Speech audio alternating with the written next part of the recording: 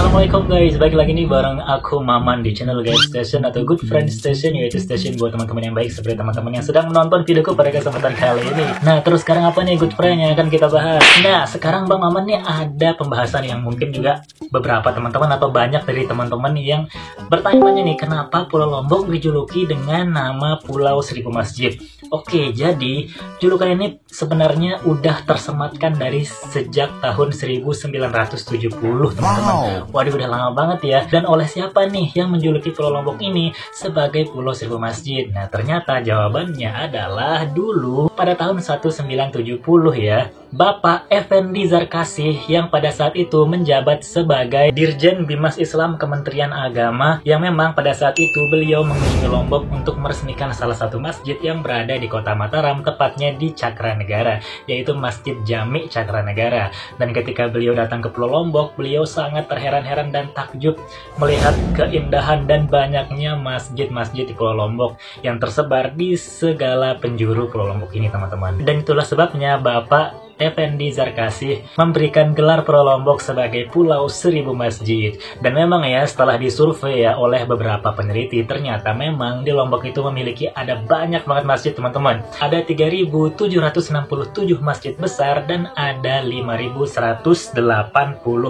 masjid kecil, yang dimana itu sangat banyak banget, teman-teman ya, sehingga totalnya menjadi 8.951 masjid dan musola yang berada di seluruh penjuru Pulau Lombok ini, teman-teman. Waduh, ada banyak banget masjid di Pulau Lombok. Dan kalau Good Friend datang ke Pulau Lombok, nanti teman-teman bisa ngelihat banyak banget masjid besar ataupun masjid kecil yang memang jaraknya itu nggak jauh-jauh banget, teman-teman. Kayak misalkan 200 meter kita jalan, ketemu masjid. Kita lewat ke perempatan atau pertigaan, ketemu masjid gitu loh, teman-teman. Makanya ya, di sini tuh memang sangat meriah banget loh kalau lagi lebaran atau lagi puasa, teman-teman ya, apalagi kalau lagi sahur gitu kan, karena setiap masjid itu kan pakai speaker yang dimana ada orang yang membangunkan orang sahur gitu loh, jadi kayak saling sahur. Apalagi kalau waktu sholat nih, jadi suara azan itu berkumandang di segala penjuru Pulau Lombok. Jadi Pulau Lombok ini cocok banget deh buat teman-teman yang mencari wisata religi, yang mau melihat-lihat gimana arsitektur masjid-masjid di sini, karena memang masjid-masjid di sini tuh ya, apalagi masjid-masjid besarnya itu keren-keren, teman-teman, indah-indah. Ada Islamic Center,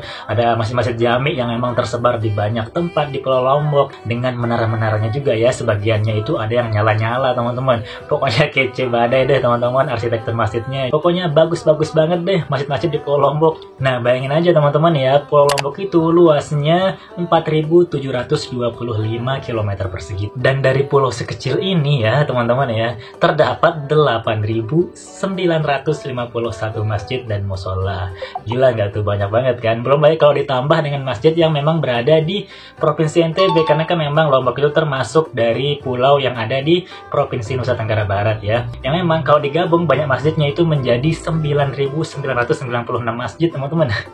Luar biasa, teman-teman ya. Nah, jadi Lombok itu memang adalah pulau yang memang tergabung di Provinsi Nusa Tenggara Barat, yang dimana Provinsi Nusa Tenggara Barat atau NTB singkatnya ya, itu memiliki 2 pulau besar ya. Ini pulau yang terbesar adalah Pulau Sumbawa, dan pulau terbesar kedua yaitu adalah Pulau Lombok. Yang memang di Provinsi NTB ini suku Sasak itu banyak mendiami Pulau Lombok, dan kalau di Pulau Sumbawa suku yang banyak mendiaminya adalah suku Sumbawa atau suku Samawa. Kemudian juga ada suku Mbojo yang dimana juga terbagi menjadi suku Bima dan suku Dompu, dan juga beberapa suku kecil lainnya. Tapi karena di Pulau Lombok ada kota Madia, sehingga banyak juga teman-teman yang dari Pulau Sumbawa itu banyak menetap di Pulau Lombok, sehingga beragamlah masyarakat di Pulau Lombok ya, terutama suku 3 tadi itu. Ada suku Sasak yang memang banyak mendiami Pulau Lombok, kemudian juga suku Samawa dan suku Mbojo, dan juga suku-suku lainnya yang memang menghiasi Pulau Lombok, teman-teman. Jadi kalau teman-teman datang ke Lombok itu ya, teman-teman bisa melihat keharmonisan antar suku dan keharmonisan antar agama.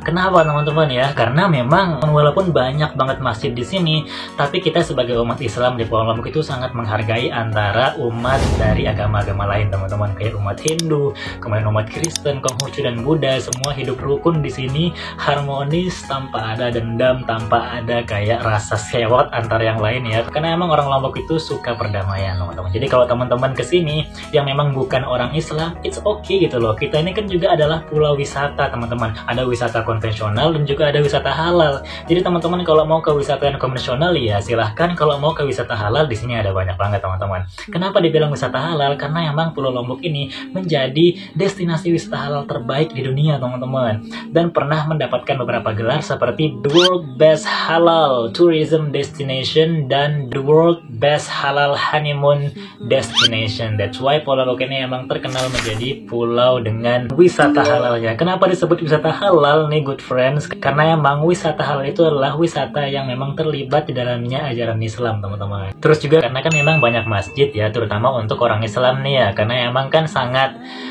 terpaut dengan kata halal ya teman-teman ya. Jadi teman-teman yang Islam kan kalau pergi ke Lombok teman-teman nggak akan kerepotan, nggak akan susah-susah buat mencari masjid. Terus juga kalau teman-teman pergi ke hotel atau ke penginapan, dan nggak jarang juga sebagian banyak dari penginapan yang ada di Pulau Lombok ini menyediakan sejadah dan juga mushaf untuk dibaca, dan arah kiblat tentunya untuk menentukan arah sholat teman-teman. Kemudian juga kalau teman-teman pergi ke restoran tuh ada banyak banget restoran atau rumah makan yang menyediakan makanan halal. Juga bahkan ada restoran-restoran yang sudah menyematkan atau menempelkan sertifikat halal di depan restorannya, sehingga teman-teman kalau datang ke sana teman-teman nggak perlu khawatir karena emang semua sajiannya itu adalah halal teman-teman. Nah terus gimana nih teman-teman yang memang bukan orang Islam ya? Kalau teman-teman bukan orang Islam dan kebetulan teman-teman lagi berkunjung ke Pulau Lombok, pengen liburan di Pulau Lombok dan pengen makan makanan yang haram ya bagi umat Islam, ya nggak apa-apa teman-teman, karena di Pulau Lombok ini pun juga ada banyak restoran, terutama juga teman-teman kita yang tinggal di Lombok yang beragama Hindu pun juga banyak. Jadi teman-teman misalkan mau makan daging babi nih,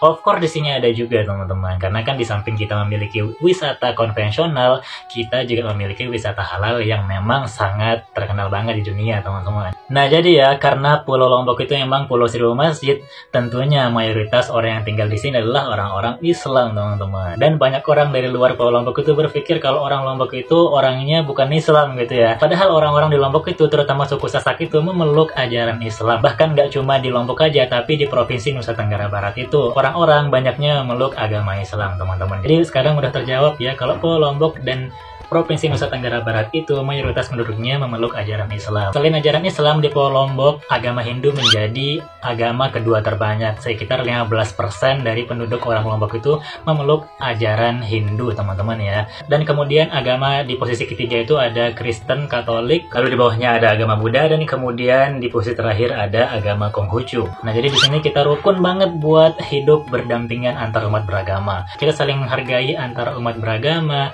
tempat peribadahan, kemudian juga perayaan hari raya bagi setiap umat di sini. Jadinya teman-teman nggak perlu khawatir deh tentang keharmonisan umat beragama di Pulau Lombok ini. Bahkan kemarin ini ya kita bisa lihat sendiri kalau hari raya Nyepi bagi umat Hindu dan hari raya Idul Fitri bagi umat Islam itu sangat berdekatan teman-teman. Sehingga memang walaupun sangat berdekatan, tapi kita nggak ada tuh yang kayak saling risih atau yang saling kayak benci. Justru kita di sini saling merangkul gitu loh. Mereka melakukan hari raya mereka, kita melakukan hari raya kita juga sendiri. Dan kita memang hidup rukun ya. Terus juga di Pulau Lombok nih, nggak cuma antar umat beragama aja nih yang hidup rukun, tapi juga antar suku teman-teman. Seperti yang sudah Bang Aman sampaikan tadi ya, kalau di Pulau Lombok itu mayoritas penduduknya adalah suku Sasak. Tapi juga kan ada suku NTB lainnya yang juga ikut mendiami Pulau Lombok, seperti suku Samawa, suku Bojo, suku Dompu, dan juga ada suku Bali teman-teman. Kenapa suku Bali? Karena memang Pulau Bali dan Pulau Lombok ini memiliki keterikatan yang sangat dekat sejak lama teman-teman, sehingga banyak juga orang Bali yang mendiami Pulau Lombok. That's why agama Hindu di sini menjadi agama kedua terbanyak di Pulau Lombok gitu loh teman-teman. Nah selain suku Bali, di sini juga ada suku Jawa yang memang banyak banget nih. Bahkan banyak tetangga dari Bang Maman ini itu suku Jawa.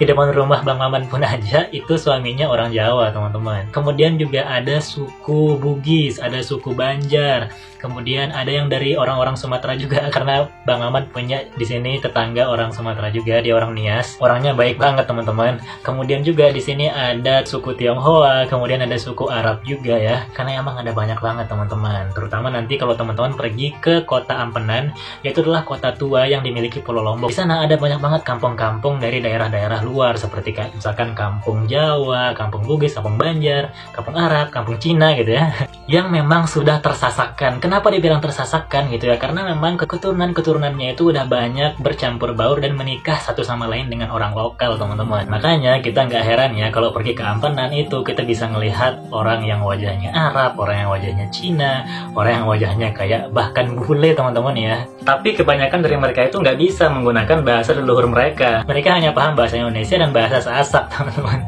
Karena kenapa? Seperti yang kata Bang Aman tadi udah sampaikan, mereka itu udah tersasakkan, teman-teman. Jadi emang udah menjadi orang Sasak, tapi mereka nggak lupa juga dengan asal-usul mereka atau leluhur mereka. Keren kan? Kemudian juga kan, Pulau Lombok itu kan pulau wisata ya, selain Pulau Bali, yang memang jaraknya itu berdekatan, dan bule-bule itu kan banyak yang pergi ke Pulau Bali, kemudian langsung pergi ke Pulau Lombok untuk lanjutin perjalanan mereka. Karena kan emang dua pulau ini udah sangat terkenal banget ya sekarang. Sehingga banyak bule juga yang menetap dan membuat usaha di sini, sehingga menikah dengan orang-orang lokal. Jadi ya kita di sini juga nggak heran sih kalau ngelihat ada orang yang mix gitu ya antara orang kulit putih dengan orang lokal. Jadi memang ya kalau dibilang harmonis nggak antar suku, harmonis banget teman-teman. Jadi nggak perlu khawatir teman-teman, orang manapun itu kalau pergi ke Lombok, kami semua di sini welcome. Nah jadi gimana teman-teman? Teman-teman mau nggak buat datang ke Pulau Lombok? Mungkin pengen mengenal lebih jauh lagi nih tentang budaya, tentang geografis, tentang kuliner di Pulau Lombok dan NTB ya. Good friend, boleh banget buat berkunjung ke pulau kami yang sangat tercinta ini. Dan semoga yang ada niat buat datang ke Pulau Lombok bisa tercapai dan liburannya atau kunjungannya bisa berjalan dengan indah tanpa ada kendala dan tentunya memberikan kesan yang sangat bagus ya teman-teman ya. So anyway, itu aja kayaknya yang bisa Bang Aman sampaikan pada kesempatan kali ini.